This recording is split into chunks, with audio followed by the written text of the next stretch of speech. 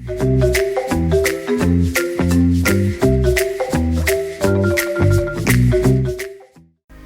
name's Cameron Boyett. I'll be reading from the Jesus Storybook Bible, and the story today is about the birth of Jesus, and it's entitled, He's Here.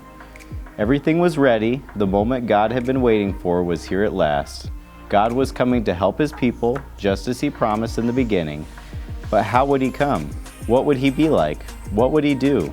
Mountains would have bowed down, seas would have roared, trees would have clapped their hands, but the earth held its breath. As silent as snow falling, He came in, and when no one was looking, in the darkness He came. There was a young girl who was engaged to a man named Joseph. Joseph was the great-great-great-great-grandson of King David. One morning, this girl was minding her own business when suddenly a great warrior of light appeared, right there in her bedroom. He was Gabriel, and he was an angel, a special messenger from heaven. When she saw the tall, shining man standing there, Mary was frightened. "You don't need to be scared," Gabriel said. "God is very happy with you." Mary looked around to see if perhaps he was talking to someone else. "Mary," Gabriel said, and he laughed with such gladness that Mary's eyes filled with sudden tears.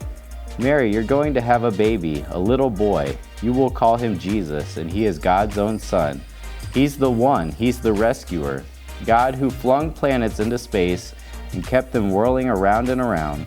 The God who made the universe with just a word, the one who could do anything at all, was making himself small and coming down as a baby." "Wait, God was sending a baby to rescue the world? But it's too wonderful," Mary said, and felt her heart beating hard. "How can it be true?" "Is anything too wonderful for God?" Gabriel asked. So Mary trusted God more than what her eyes could see, and she believed. "I am God's servant," she said. "Whatever God says, I will do." Sure enough, it was just as the angel had said. 9 months later, Mary was almost ready to have her baby.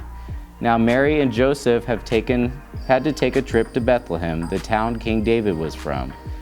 But when they reached the little town, they found every room was full. Every bed was taken. "Go away," the innkeepers told them. "There isn't any place for you." Where would they stay? Soon Mary's baby would come, and they couldn't find anywhere except an old tumble-down stable, so they stayed there where the cows and the donkeys and the horses stayed. And there in the stable, amongst the chickens and the donkeys and the cows, in the quiet of the night, God gave the world His wonderful gift. The baby that would change the world was born, His baby son. Mary and Joseph wrapped him to keep him warm, and they made a soft bed of straw and used the animals' feeding trough as his cradle. And they gazed in wonder at God's great gift, wrapped in swaddling clothes and lying in a manger. Mary and Joseph named him Jesus, Emmanuel, which means God has come to live with us, because of course He had.